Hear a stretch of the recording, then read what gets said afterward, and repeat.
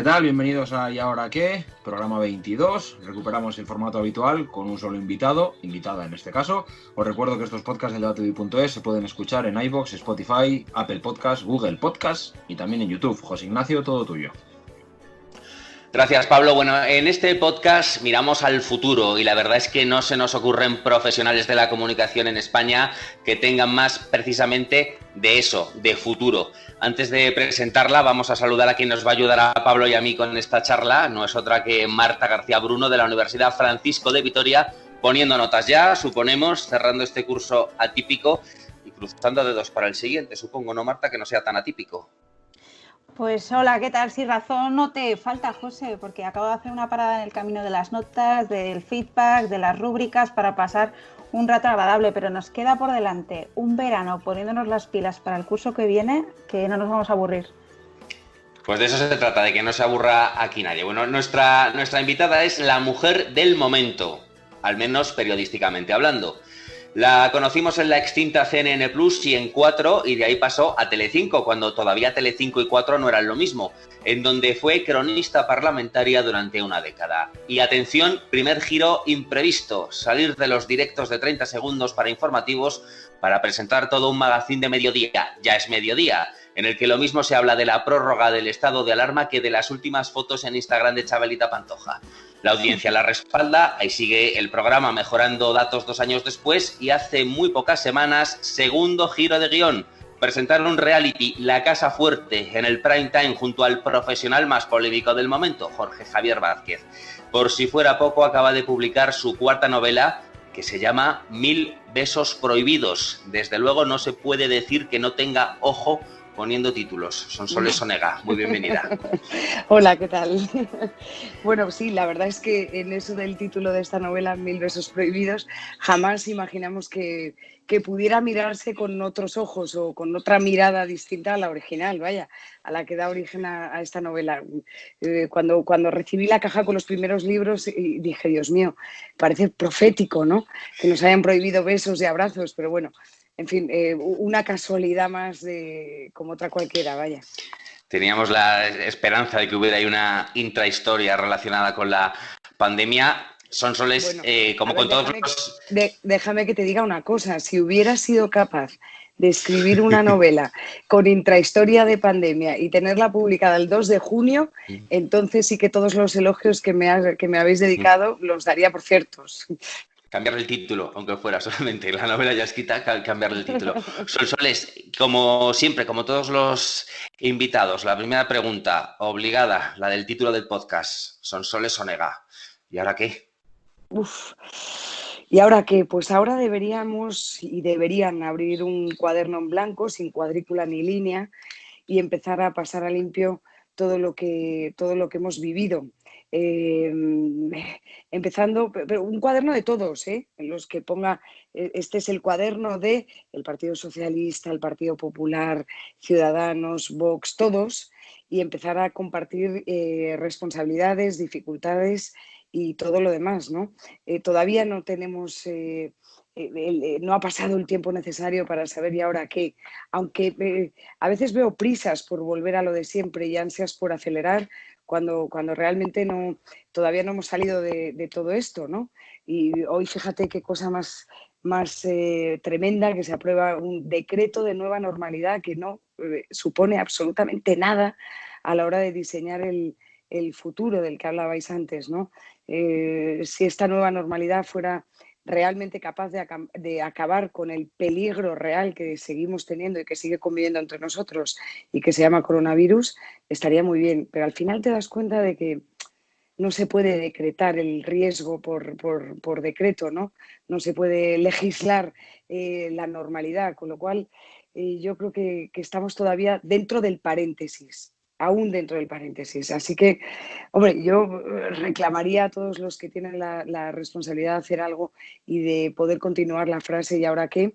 Realmente que se sentaran, que asumieran el riesgo que asumieron hace un par de generaciones los que han construido este país, ¿no?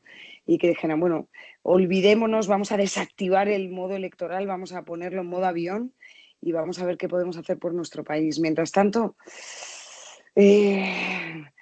ahora que se me queda escaso de palabras.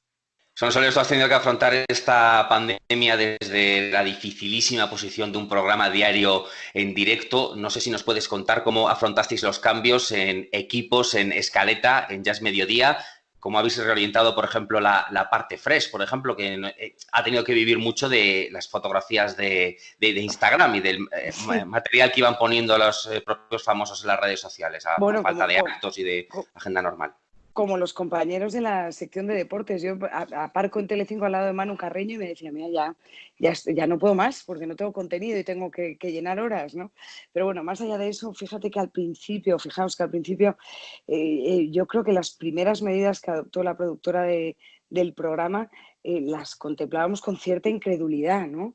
Porque fueron se tomaron casi a finales de febrero, ¿no? Luego recordad que hubo una manifestación, congresos de partidos políticos, concierto de tonadilleras, o sea, que la vida siguió circulando por sus carriles normales, ¿no? Y nos parecía todo como extraño, como exagerado. Luego a partir de ahí, pues como todo, nos hemos ido organizando como todos los equipos de otras redacciones y de otros programas y lo que yo creo que nos ha pasado a todos es que nos empapó durante los meses de la pandemia el miedo al contagio y el miedo a contagiar cuando llegábamos a casa. Claro, mantenemos imágenes que no se nos borrarán nunca de las autopistas vacías o de las calles con los comercios cerrados, eso se quedará ahí para siempre. Luego, desde el punto de vista más puramente profesional, fíjate, el FRES acabó. Casi no empezamos a dar FRES a finales de abril. FRES, para quien nos esté escuchando, es la sección más distendida de Ya es Mediodía, pero prácticamente el programa ha sido monográfico de la pandemia durante mes y medio fácil. Y lo más difícil ha sido equilibrar, por una parte, lo más dramático de la pandemia con su propia realidad, darlo sin pasarte y sin cebarte con el dolor, sobre todo porque hemos tomado nota de todo eso que nos han dicho los espectadores que estaban en casa con mayores y nos decían, oye, tened cuidado, porque estáis hablando permanentemente de esta muerte despiadada a la que hemos condenado a nuestros mayores en residencias y en no residencias, porque recordemos que aquí la gente se ha muerto sola y no estamos programados para morirnos solos. Así que tened cuidado con eso, no os cebéis demasiado. Eso por una parte. Y por otra parte, combatir los bulos y las informaciones espectaculares que a veces no solo llegan a través de las redes sociales, sino de los servicios de mensajería, de los teléfonos, de todos los miembros del equipo, ¿no? Y siempre tienes este miedo de estar equivocándote con una información que es un bulo. O sea, hay bulos evidentes, pero luego hay informaciones camufladas que no son bulos tan reconocibles, ¿no? Así que intentar ofrecer al espectador una información rigurosa ha sido, digamos, como el objetivo diario, ¿no? Ahora se nos olvida un poco porque el ser humano, gracias a Dios, intenta recomponerse de todos sus dramas personales e históricos, si no, no habríamos superado ni una sola guerra, ¿no? Se nos ha olvidado, pero es que hubo un tiempo en el que no teníamos ninguna certeza sobre lo que estábamos viviendo y tampoco las autoridades sanitarias desde el gobierno, desde luego, pero tampoco los médicos te sabían decir con seguridad cómo te contagiabas, cuánto tiempo duraba el virus en una superficie, en qué momento un cuerpo generaba inmunidad, cuánto dura esa inmunidad. Es decir, que hemos estado empapados de incertidumbre y los medios de comunicación y singularmente la televisión ha sido lo único que ha estado encendido 24 horas. Así que ese ejercicio de buscar la información más rigurosa, cada uno con su estilo y según el programa en el que trabaje, ha sido si no lo más difícil, sí el objetivo diario. Hemos molestado a los médicos por demás. O sea, los pobres médicos que estaban en los hospitales saturados han tenido un hueco para la tele para intentar explicar a los ciudadanos y eso, bueno, pues también formará parte de la historia de todos estos meses, ¿no? ¿Y realmente te iba a preguntar precisamente lo que acabas de contestar, cómo habéis conseguido buscar ese equilibrio, ¿no? Entre un periodismo que asuste o que no asuste, mejor dicho, y más cuando realmente toda la población tenía puesta la televisión en casa y un periodismo que sea tachado de frívolo. Es un gran reto, sobre todo porque hay mucha presión. Lo hemos hablado durante estos podcasts con otros profesionales. Por un lado Sí. tenemos las redes sociales, que prácticamente hagas lo que hagas, pues te van a criticar y además, pues en muchas ocasiones de muy malas formas. Pero en el caso de la televisión, además, contáis con la presión diaria de una audiencia que podéis medir minuto a minuto. Sí, sí, no, y tanto, y tanto, y vas viendo exactamente minuto a minuto lo que está pasando con el contenido que estás ofreciendo. Pues a todo eso que tú has contado, añade algo que lo vemos ahora.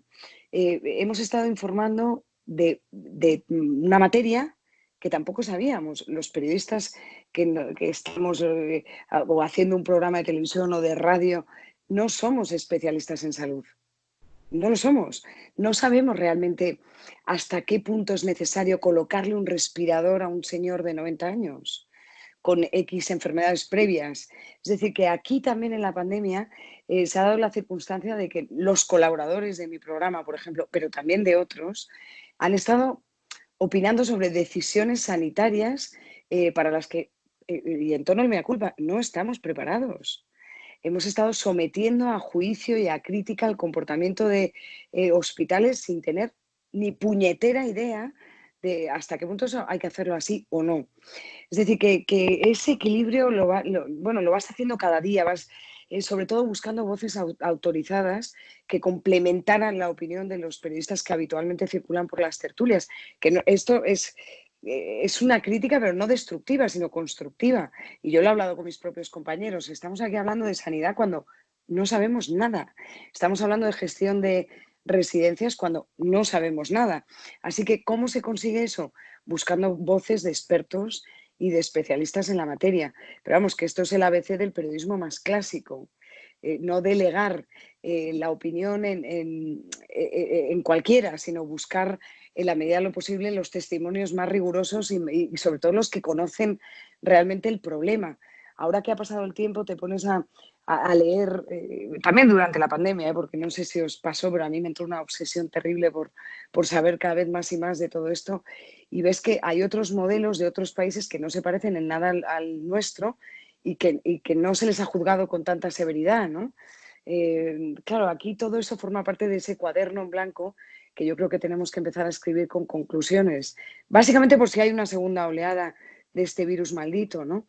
Y poder hacerlo bien. Pero hemos hablado, insisto, de colocar respiradores con una frivolidad que a mí ahora me sorprende. Porque a veces colocar un respirador implica inducir un coma al paciente. Eso no es tan fácil, ¿eh? O sea, no es ponerle una mascarilla con oxígeno. O sea, que eso ha requerido una complejidad en los hospitales que a veces hemos tratado con, no diré frivolidad, pero sí con desconocimiento.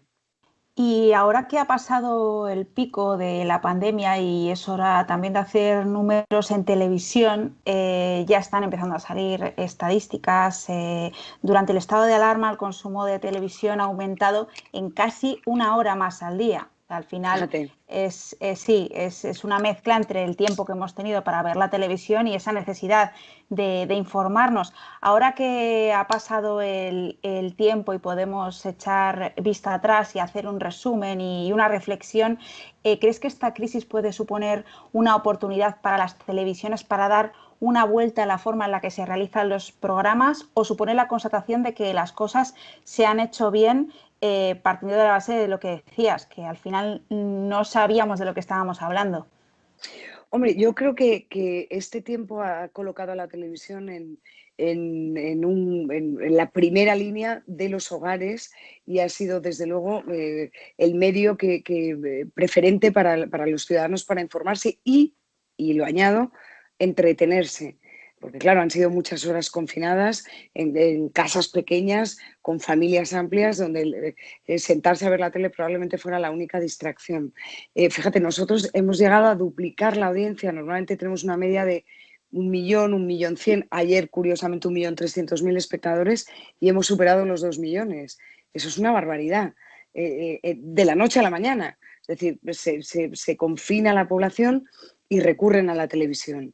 Y eso algún día habrá que reconocerle a la tele su papel fundamental. de compañía, de entretenimiento y también de información. Ahora, que vaya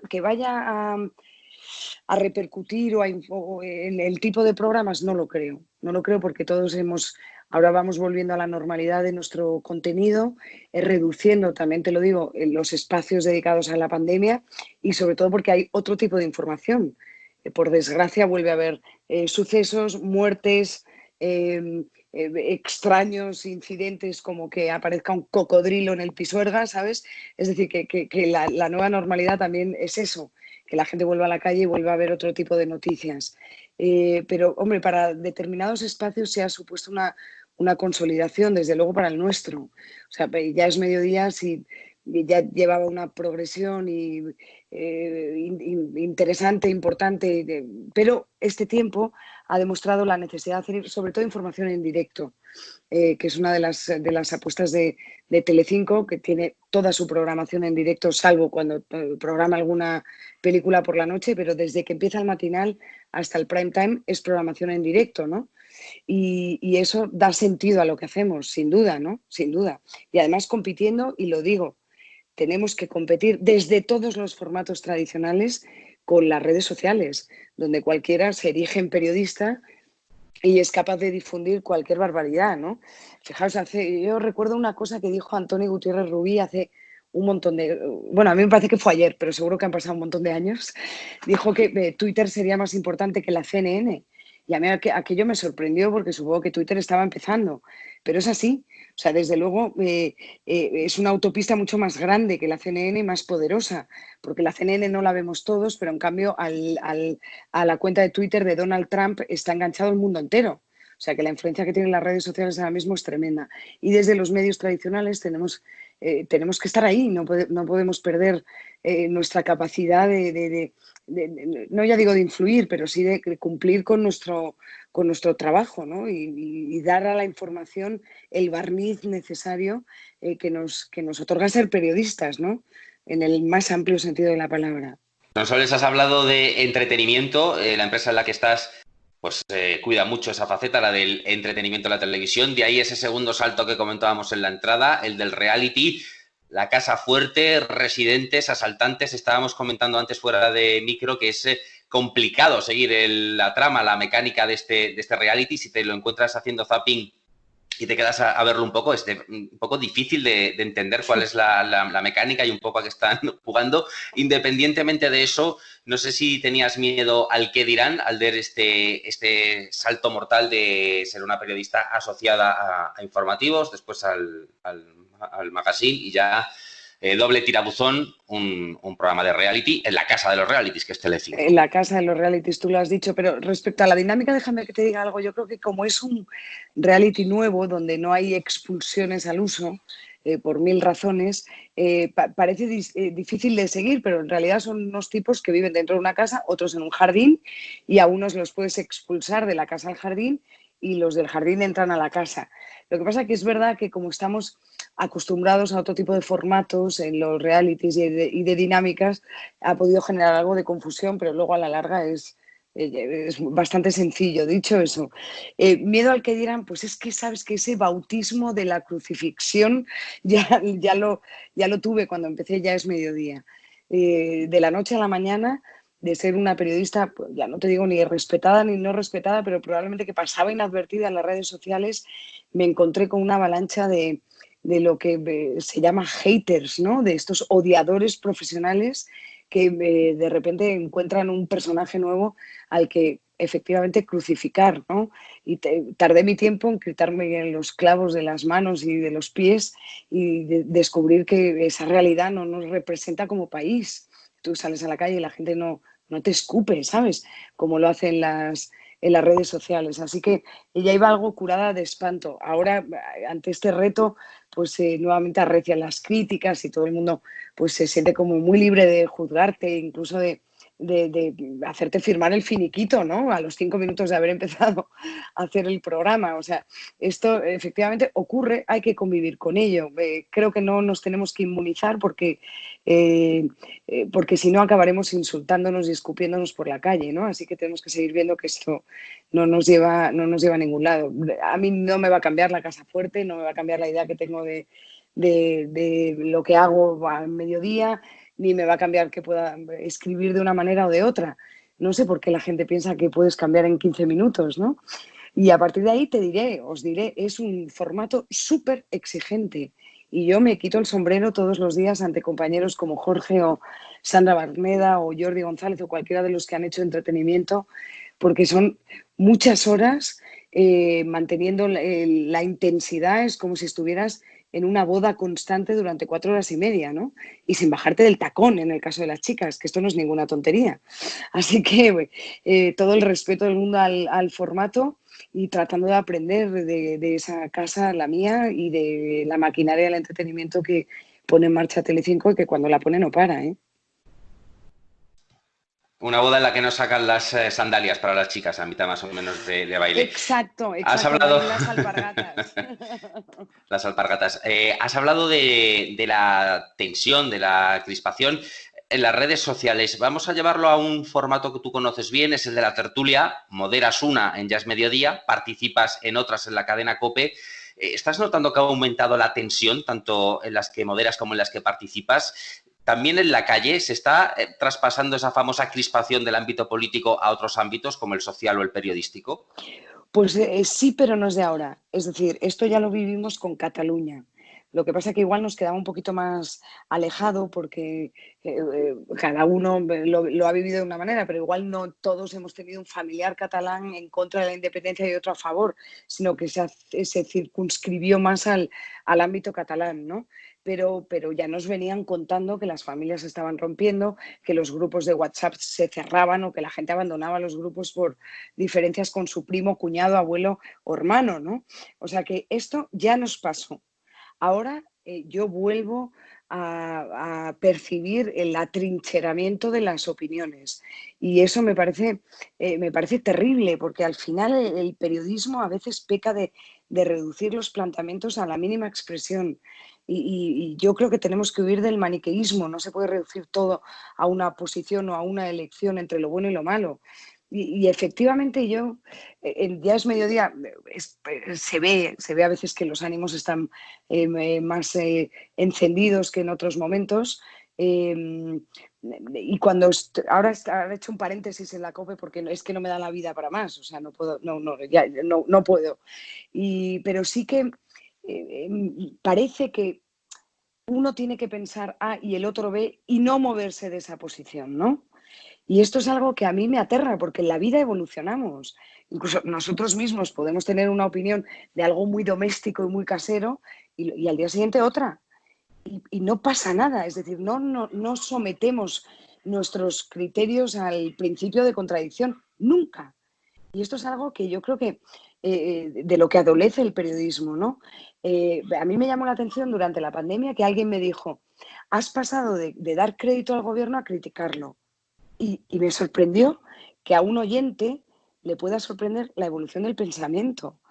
No sé, habría que reivindicar más a Unamuno, por ejemplo. O sea, no pasa nada. Yo creo que al gobierno hubo que darle un bonus de confianza al principio de la gestión y después ha habido lagunas y ha habido aspectos de su gestión perfectamente criticables. Y esto no te hace ni más ni menos sólido desde el punto de vista argumental.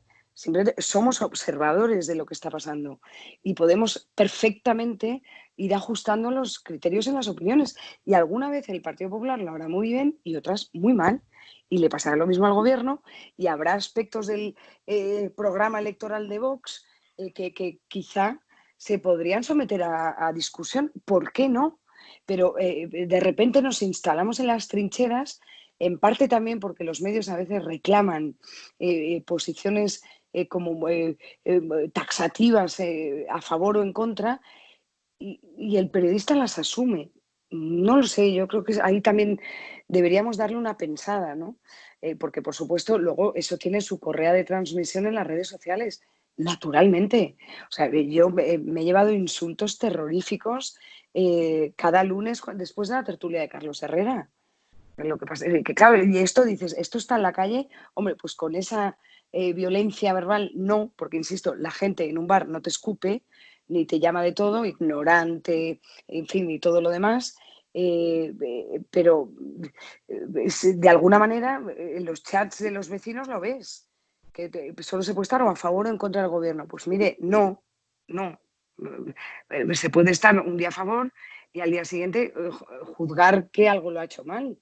¿Y esto qué nos hace? ¿Menos periodistas? Menos, nuestro criterio es menos válido. Yo de ese tipo de periodismo maniqueísta me bajo, lo tengo clarísimo. Precisamente y siguiendo en la línea de la crispación, los resultados de la última encuesta del Digital News Report arrojaban que la confianza en los medios en España ha bajado 7 puntos por la polarización precisamente expuesta en los medios y constata una menor confianza en ellos por parte de los jóvenes. Y quería enfocar en los jóvenes, o sea, dónde está el problema y qué hacer, sobre todo, en cómo enganchar a las nuevas generaciones o cómo hacerles ver que no es todo crispación, o a lo mejor es que sí lo es. Bueno, primero, vamos a ver, es que los jóvenes se han desconectado de los medios tradicionales. Hace mucho tiempo que no ven informativos de televisión ni cogen un periódico de papel. Hace muchísimo tiempo. Y tengo mis dudas de que también vean los periódicos tradicionales tal y como están concebidos. Es decir, no creo que mi sobrino de 17 años abra la aplicación Orbit o Kiosco y se descarga un periódico. No.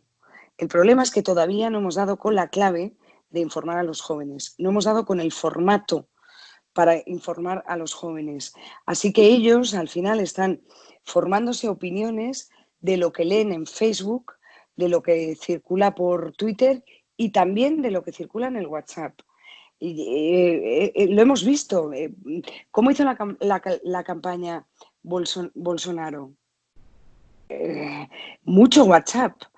Y claro, el WhatsApp es un terreno donde por supuesto no entra el periodista, donde por supuesto no se puede controlar la difusión de bulos y donde el impacto es directo en el lector, espectador, oyente, que al final es el votante. O sea que tenemos un problema serio con los jóvenes, insisto, porque no hemos dado con la clave del formato que para ellos sea suficientemente atractivo. O porque los formatos que ellos utilizan para informarse no han sido colonizados, y no me malinterpretéis con el uso de esta palabra, por el periodismo. Cuando digo tradicional / serio, digo el periodismo como mínimo académico, o sea, el que responde a los mínimos que hemos aprendido en la universidad y que son básicos para poder hacer información, ¿no? Y que no deberían estar en cuestión pese a la modernidad de los formatos. Y a mí me preocupa extraordinariamente porque al final se quedan con inputs muy, muy ligeros, muy sencillos, y es un sector de la población amplísimo, que serán futuros votantes, que están muy mal informados, muy mal informados. Sonsoles, a mí me gustaría ir un poco por tu faceta de escritora. Ya hemos comentado al principio esos 1000 besos prohibidos, cuyo título pues no puede ir más acorde con estos tiempos, pero no sé si este tiempo de confinamiento, de cuarentena, en el fondo de dolor y de sufrimiento, ¿no? Para mucha gente ha sido un tiempo de inspiración literaria personal y también a nivel más general, si crees que de aquí a unos meses, incluso semanas, porque esto va muy rápido, veremos un nuevo género de novela, de obras de teatro basadas en este tiempo de confinamiento. Bueno, sin duda lo vamos a ver. Vamos a ver trabajos literarios u otras expresiones artísticas. Has citado el teatro, por ejemplo, inspiradas en todo esto. Oye, ya hemos visto mucha música inspirada en la pandemia, ¿no? Y además improvisada durante la pandemia con un talentazo desbordante. El sector de la cultura es uno de los sectores que ha estado también en esa primera línea aportando su granito de arena y regalando su talento, ¿no? Claro, yo creo que para escribir aún también nos falta tiempo y perspectiva. Yo lo he hablado con mis editoras de Planeta, sobre todo al principio, donde todo nos llamaba tanto la atención, ¿verdad?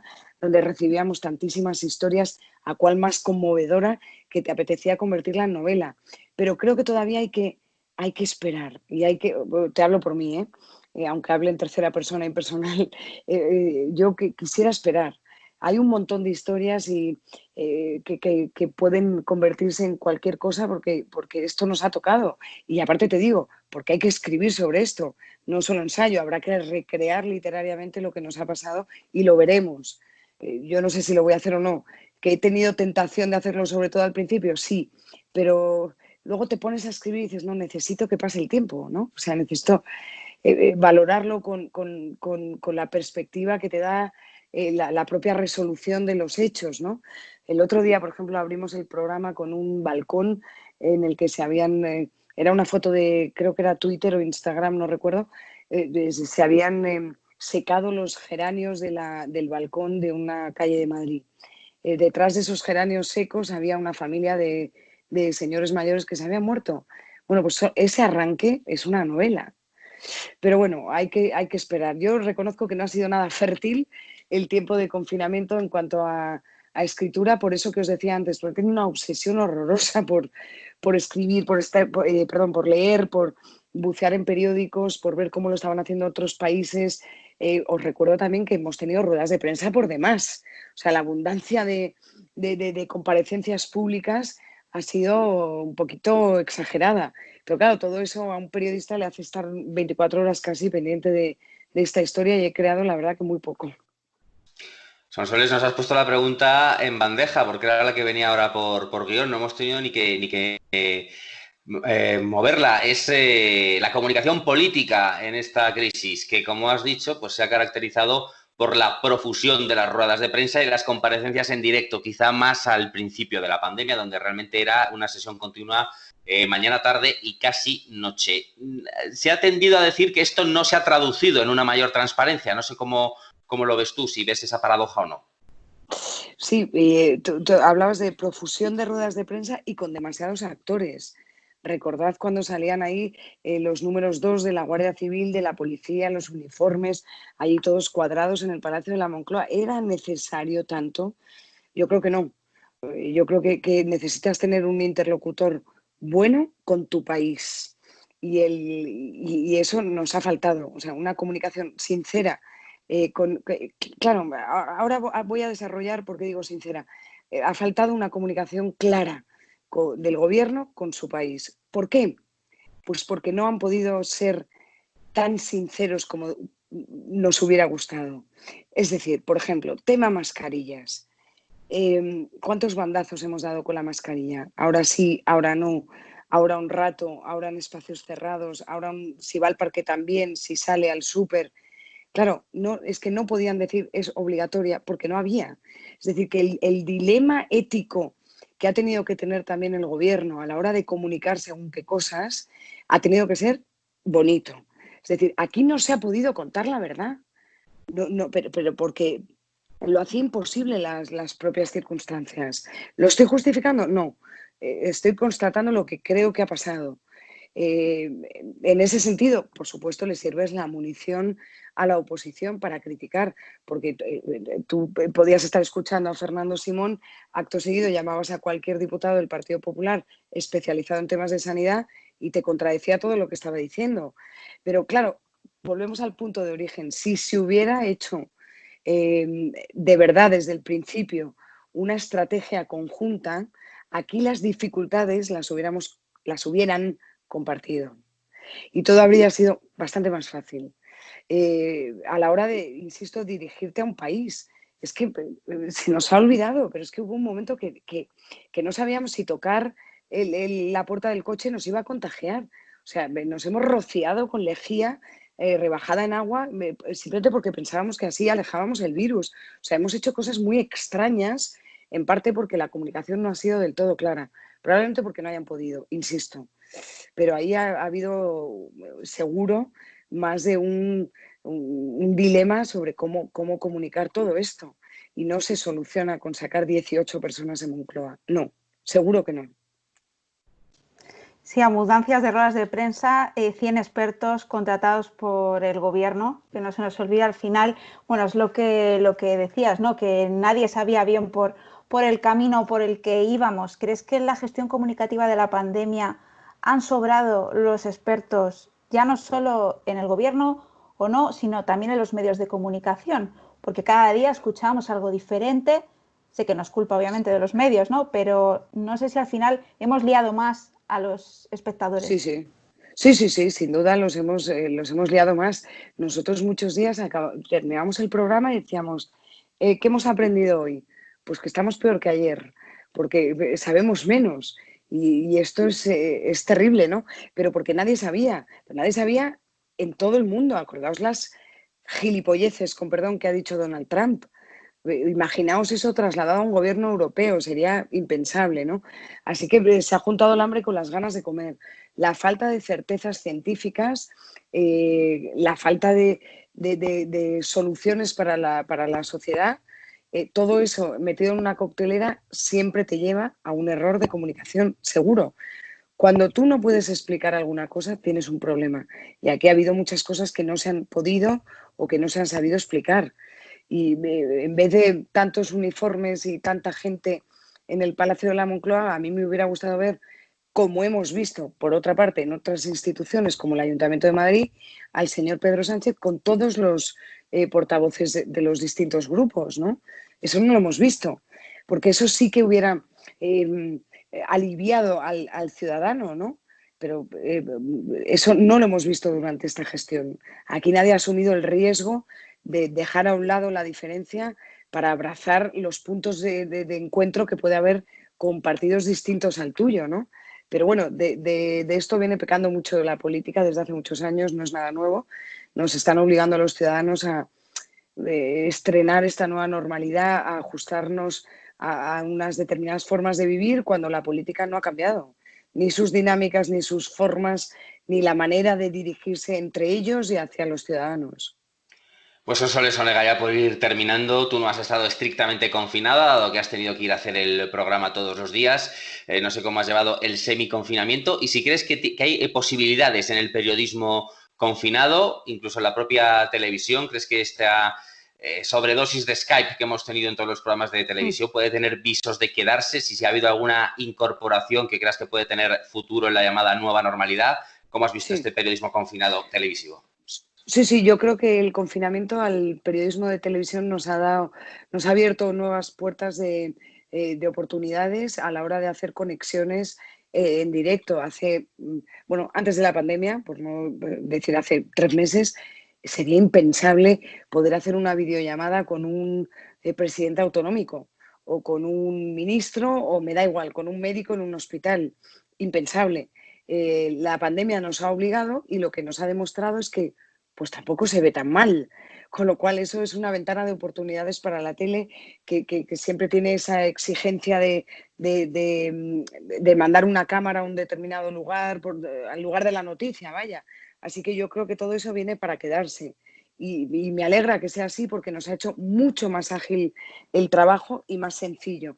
Así que todo lo que sea simplificar los medios, que sea bienvenido y que se quede. Pues ese es uno de los grandes dilemas del futuro, si el espectador seguirá aguantando, soportando bien esas calidad de imagen, a lo mejor un poco peor, esas conexiones por Skype. Terminamos ya, Sonsoles, pero no sin antes hacer un repaso de todo lo que hemos ido apuntando de lo que has dicho por aquí. Y es que de apuntar, precisamente, has empezado diciendo que toca pasar a limpio todo lo vivido. No se puede legislar la normalidad por decreto. Nos empapó el miedo al contagio y a contagiar. La lucha de combatir los bulos de WhatsApp. El tiempo sin certezas que vivimos al principio de la pandemia. También se ha entonado un mea culpa. Hemos sometido a juicio y a crítica el funcionamiento de hospitales sin tener ni puñetera idea. La crisis ha demostrado la importancia del directo. Ya pasó, Sonsoles, por el bautismo de la crucifixión y por eso no le afectan ni el qué dirán ni los haters. El periodismo adolece de someterse al principio de la contradicción. Todavía no ha llegado a la calle la violencia de las redes sociales. Los jóvenes están desconectados de los medios tradicionales y no hemos dado ni con la clave ni con el formato para informarles. Por eso su opinión sale de las redes y de WhatsApp. Ha faltado comunicación sincera. Las circunstancias impedían decir la verdad, Es una constatación, no una justificación. Cuando no puedes explicar algo, tienes un problema. Menos uniformes y más políticos de todos los partidos. Muchísimas gracias, Sonsoles Onega. Muchísimas gracias. Todo eso he dicho, madre mía. Y muchas gracias también, Marta García Bruno. Gracias a todos. Un placer escuchar a Sonsoles Onega. Seguiremos viendo a Sonsoles Onega en magazines, en informativos, en realities o lo que se tercie, escuchándola en la COPE o leyendo sus novelas. Todo con un ojo puesto, eso sí, en siguientes ediciones de ¿Y ahora qué?, Pablo Casado. Pues estos 22 programas de ¿Y ahora qué?, y otros tantos que vendrán, se pueden escuchar en iVoox, Spotify, Apple Podcasts, Google Podcasts y también a través de YouTube. Hasta la próxima.